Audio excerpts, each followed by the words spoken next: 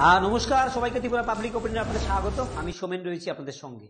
21 June আন্তর্জাতিক যোগা দিবসে দেশের প্রধানমন্ত্রী নরেন্দ্র মোদী কাশ্মীর যাত্রা করেছেন এবং সেখানে নির্বাচনী প্রচারে গিয়ে ঘোষণা দিয়েছেন খুব শীঘ্রই আগামী দিন নির্বাচনের ফলাফল ঘোষণার পর জম্মু কাশ্মীর পূর্ণ রাজ্য হতে যাচ্ছে, অর্থাৎ ফুল ফ্লেজ স্টেট হতে যাচ্ছে। ইতিমধ্যে লোকসভা স্পিকার পদ নিয়ে কিন্তু মোটামুটি দড়ি টানাটানি শুরু হয়ে গেছে।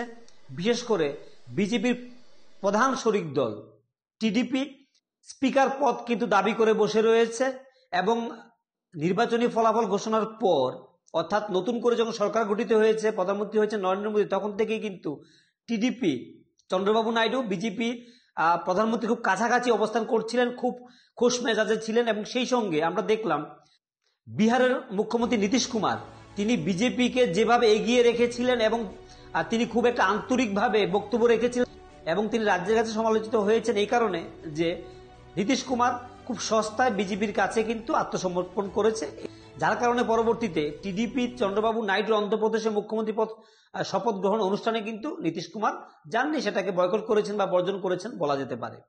এর মধ্যে চন্দ্রবাবু নাইডু কিন্তু স্পিকার পদটি কিন্তু দাবি করে বসে আছেন, যা এনডিএ শিবির একটা ভূকম্প সৃষ্টি হয়েছে বলা যায়। এখন দেখার হচ্ছে প্রধানমন্ত্রী এই লোকসভা স্পিকার ইস্যুতে কি পদক্ষেপ নেন এবং কিভাবে রাজনৈতিক কৌশল দ্বারা সেটাকে ম্যানেজ করেন, তাই হচ্ছে দেখার। এর মধ্যে কিন্তু উল্টো দিকে কংগ্রেস প্রস্তুত হয়ে রয়েছে এবং তারা লোকসভায় স্পিকার পদে কাউকে দাঁড় করাতে পারেন, আগে থেকে কিন্তু ঘোষণা দিয়ে রেখেছেন।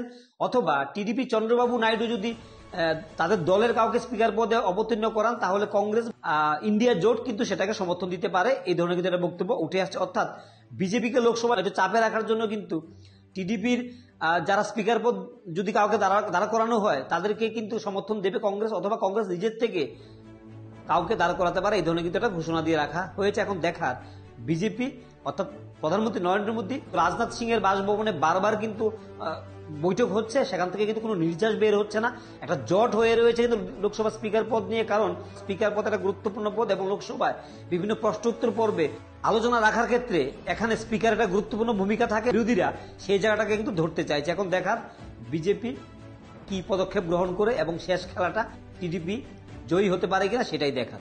তো আজকের জন্য আমরা এখানে রাখছি। সবাই ভালো থাকুন, সুস্থ থাকুন, আমাদের সঙ্গে থাকুন।